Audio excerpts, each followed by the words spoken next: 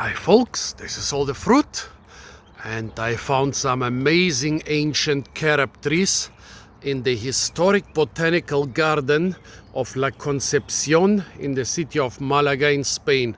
Why do I have to be so precise? Because Malaga has a plethora of botanic gardens, and I totally approve of this because Malaga is the most tropical city in Europe.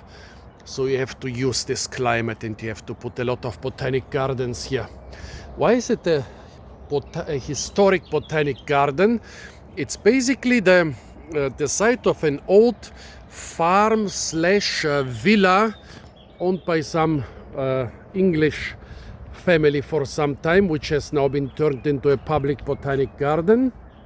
And part of the land, the largest part of the land, has been used for commercial purposes, for growing olives and other things since ancient times. And this carob, or those carobs, there are several big and old ones here. There is another quite old one behind it. Let's go and see it. Well, first let's see this one. Some animal, probably a fox or a wild boar, has been digging here. Here, one of the original stems has gone. So even those things are new growth. There another one has gone. A side branch. So who knows if any of those are actually part of the original stem or if they are just suckers. Let's see here. See, here is, for example, a giant base, but the oldest stems are probably just a couple decades of years old, probably maximum 100 years old, while the giant base, which is like 2-3 meters in diameter, digging into the rocks of the slope, is many hundreds of years old. Here we also have a lot of the fruits of the carob, a lot of unripe fruits hanging on the tree in May, a lot of fruits from the previous year on the ground. Are they still good?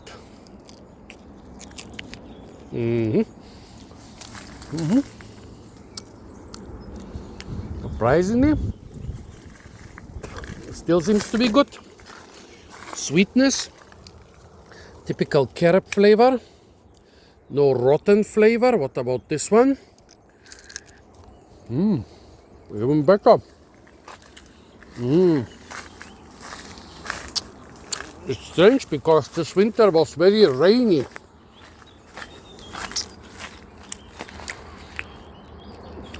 The rings seem to be quite white. So I'm not sure about the age of this thing. But probably grows faster than an olive. So I don't think this will be like over 1,000 years old, but I will definitely give it a couple of 100 years. Just like the olive, there is an ancient olive here in the Botanic Garden also. Just like the olive, it was brought here from the Middle East and Eastern Mediterranean. It's not native to Spain. It was brought here as an important fruit tree. Those fruits, you can eat them like I do, and they still sell them in Mediterranean countries, and you can find them in most other countries too. They still sell them as a snack, just like this, the fruit, and then you nibble on them. Or they make them into a powder, which tastes more or less like cocoa powder, and even unlike cocoa powder, it's even mildly sweet. Cocoa, if cocoa is sweet, they added sugar. With carob, it has a high sugar content, so you don't need to add sugar. If you don't want to eat it yourself, you can feed it to animals. It's very rich in nutrients. Oops, I lost the seed. I wanted to start telling things about the seed. Okay, oh, that's not a problem. See the little seed? Might be the most valuable seed in the world. If you think the name carob reminds you of something, it probably reminds you of carrot. What's a carrot? You have a diamond ring of 12 carats, or this gold is 22 carats. Yeah, in ancient times, people used to weigh the most valuable things like gold and gemstones with those seeds. Why with those seeds? Probably because you would snack on those things and spit them out everywhere, so they would be everywhere, and their size would be kind of more or less uniform. I think it's 0.18 grams or 0.018 grams, something like this. Of course, nowadays they don't use seeds, they use standardized weights, but they are standardized after those seeds here. So this is about diamonds. But what about 22 karat gold? Well, it's basically how many carats of gold you mix with a carat of other metals to. So the higher the carat number of a piece of gold jewelry is, the higher the percentage of gold, and so the more valuable it is. Nowadays, those seeds are even more valuable than they used to be in the time when gold and diamonds were being weighed with them. The seeds are very hard.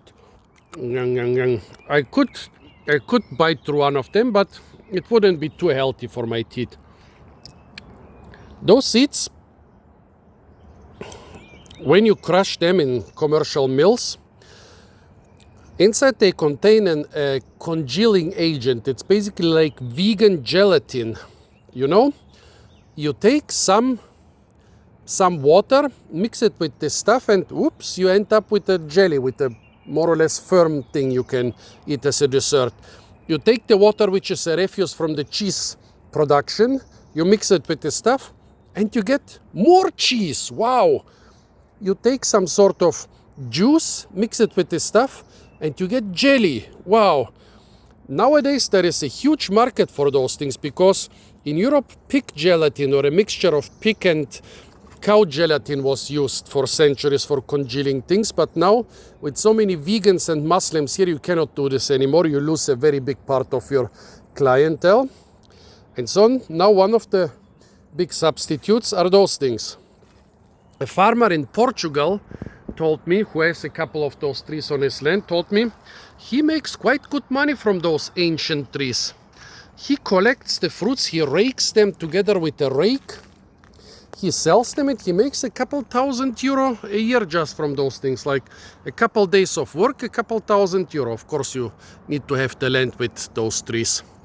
And he says the merchants who buy them, they don't even care if the fruits are rotten.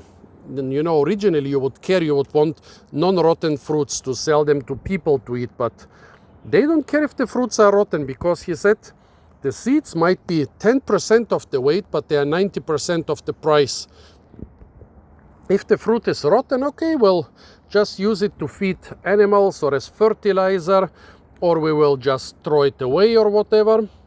We want the seeds. And so, well, originally you had to be careful, you had to harvest them before the winter rains would destroy them. Nowadays, you have months of time to harvest them. You can wait for all of them to fall to the ground, then you can rake them together some months later, you can sell them when they are already rotten. Very convenient fruit. Of course, they don't do this here in the Botanic garden. Looks quite beautiful. It's a cauliflorous tree, so that means that the flowers and fruits appear often on thick branches or even on the stems. I guess not on such old stems, but I see them a lot on younger trees. Here you can see, for example, there were probably a couple more old trees here, but I guess especially in this case the old stem died, and here you have a lot of young suckers, and here you actually do have fruits even on the stems. Well, very good stuff. It's in the family Caesalpiniaceae, which is very closely related to Fabaceae. So it doesn't have typical bean flowers. The flowers look different, not with the typical bean flower shape. What else can I say about them? It is very drought tolerant. That's one reason you get such ancient trees around here. Now they are being watered since they are part of the Botanic garden. But this has survived a couple hundred years without being watered. Look at this beauty. Beautiful. I love such beautiful ancient trees. It seems that it's quite fertile. Look at that. Young seedlings down here.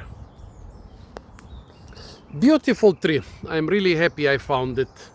And I guess the Botanic garden is also really happy they have a couple such ancient trees over there. For example, in the background, an ancient domestic pine tree. So folks, those are the giant old carob trees of La Concepcion Historic Botanic Garden of Malaga. Stay tuned for a lot more fruit videos from the beautiful and incredibly fruit-rich Botanic Garden of Malaga in Spain. And of course, don't forget to like, share, comment and subscribe.